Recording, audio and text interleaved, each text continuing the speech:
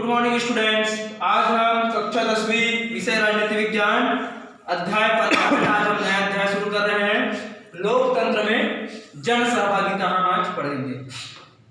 तो इस अध्याय में हम ये समझने की कोशिश करेंगे कि लोकतंत्र में लोग सहभागिता किस प्रकार करते हैं। इसके विषय में हम इस अध्याय में समझने का प्रयास करेंगे। जन सहभागिता के माध्यम के रूप में मतदान, दबाव समूह और मीडिया की भूमिका का भी हम इस अध्याय में अध्ययन करेंगे।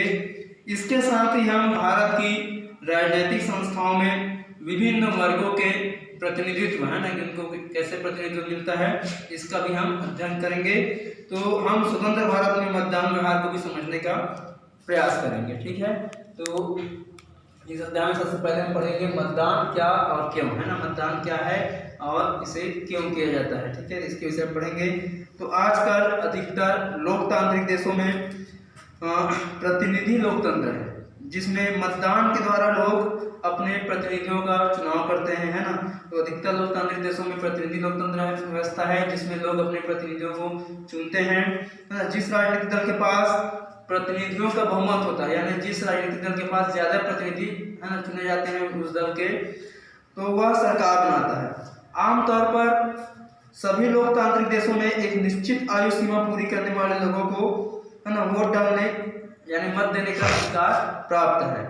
तो ये माना जाता है कि जितने अधिक लोग है ना किसी भी लोकतांत्रिक चुनाव में मत देंगे, उस चुनाव के बाद बनने वाली सरकार जो है उतने ही अधिक लोकतांत्रिक होगी। मतलब जितने ज़्यादा लोग मतदान में सम्मिलित होंगे तो उससे उसके द्वारा जो सरकारें बनेगी है ना, या वहाँ की जो लोकतांत्रिक जो प्रक्रिया है वो ज़्यादा मजबूत होगी।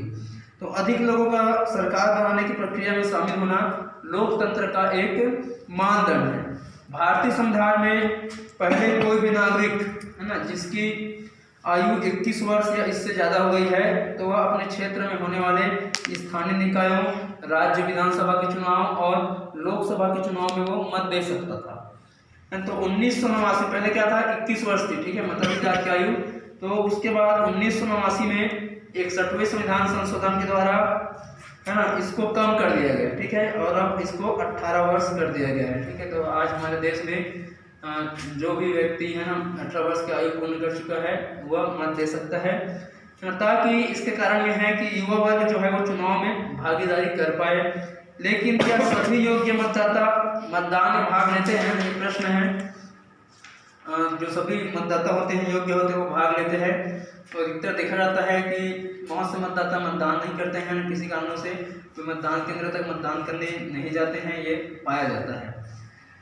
आज हम इसके बाद आगे बढ़ते हैं मतदान प्रक्रिया के बारे में। ठीक है, जो मतदान हम करते हैं तो मतदान प्रक्रिया होती है कि मतलब इसका एक क्रम होता है ना, प्रक्रिया होता है, उसके विषय में पढ़ेंगे। निर्वाचन आयोग जो होता है ना राज्य सरकार के परामर्श से मतलब चुनाव को संपन्न करने के लिए चुनाव आयोग या निर्वाचन आयोग की व्यवस्था की जाती है। तो निर्वाचन आयोग राज्य सरकार के परामर्श से राज्य और जिला निर्वाचन अधिकारियों को मनोनीत करता है। प्रत्येक राज्य में एक मुख्य निर्वाचन अधिकारी और जिला स्तर पर जिला निर्वाचन अधिकारी होता है ना। सभी अधिकारी निर्वाचन आयोग के नियमों के अधीन कार्य करते हैं। तो मतदान प्रक्रिया में सबसे पहले आता है मतदाता सूची, है ना, मतदाताओं की सूची। तो संसद, विधानसभा तथा स्थानीय निर्वाचन के लिए है ना, स्थानीय निर्वाचन जैसे पंचायत हो गया है ना, नगरीय निकाय है, तो इनको हम स्थानीय है ना स्थानीय निकाय को कहते हैं। तो इनके लिए एक साधारण नामावली होगी। किसी नागरिक को केवल धर्म, मूल, वंश, जाति, वर्ग के आधार पर मतदाता सूची में शामिल होने से वंचित नहीं किया जा सकता है ना, कि ये इस धर्म का है, इस जाति का, इस आधार पर किसी के साथ भेदभाव इसमें नहीं किया जाता है। भारत का प्रत्येक नागरिक जिसकी आयु 18 वर्ष पूरी हो चुकी है ना, उसका नाम जो है मतदाता सूची में अंकित हो जाता है, किया जाता है। ठीक है, तो चित्त विकृति का है ना, जिनके मानसिक स्तर सही नहीं है तो उसको अपराधी है, भ्रष्ट है, और अवैध आचरण का जो अवैध आचरण के आधार पर मतदाताओं को अयोग्य घोषित किया जा सकता है ना। जो अपराधी प्रवृत्ति के हैं, अपराधी घोषित है, भ्रष्ट है, भ्रष्टाचार में लिप्त है, ऐसे लोगों को मतदाता सूची में इनका नाम नहीं रखा जाता है, इनको चुनाव में भाग लेने का अधिकार नहीं होता है। अब आगे है निर्वाचन प्रक्रिया। तो निर्वाचन प्रक्रिया का प्रारंभ राष्ट्रपति या राज्यपाल द्वारा जारी अधिसूचना से होता है ना, राष्ट्रपति या राज्यपाल द्वारा। जैसे केंद्र में चुनाव होना है ना, लोकसभा की चुनाव होती है तो राष्ट्रपति अधिसूचना जारी करेगा, राज्यों में राज्यपाल करता है। निर्वाचन आयोग निर्वाचन कार्यक्रम की घोषणा करता है। उम्मीदवारों को नामांकन पत्र दाखिल करने के लिए 8 दिन का समय दिया जाता है। नामांकन दाखिल करने की अंतिम तिथि के बाद निर्वाचन अधिकारी नामांकन पत्रों की जांच करता है। नामांकन में गड़बड़ी पाए जाने पर नामांकन अस्वीकार किया जा सकता है। ठीक है, नामांकन पहले भरा जाता है, इसमें 8 दिन का उनको समय होता है, फिर जांच किया जाता है और नामांकन में यदि कहीं पर गड़बड़ी पाई जाती है तो उस उम्मीदवार के नामांकन को निरस्त किया जाता है।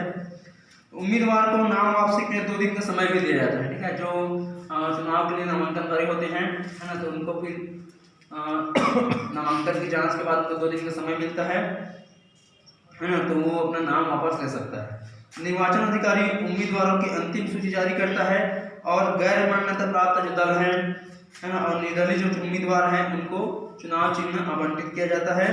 नाम वापसी के अंतिम तिथि के बाद, है ना, चुनाव प्रचार के लिए उनको कम से कम 14 दिन का, उम्मीदवारों को 14 दिनों का समय मिलता है। और निर्वाचन आयोग द्वारा चुनाव प्रचार के दौरान आचार संहिता सुनिश्चित किया जाता है ना, ये आचार संहिता ये लोग तय करते हैं।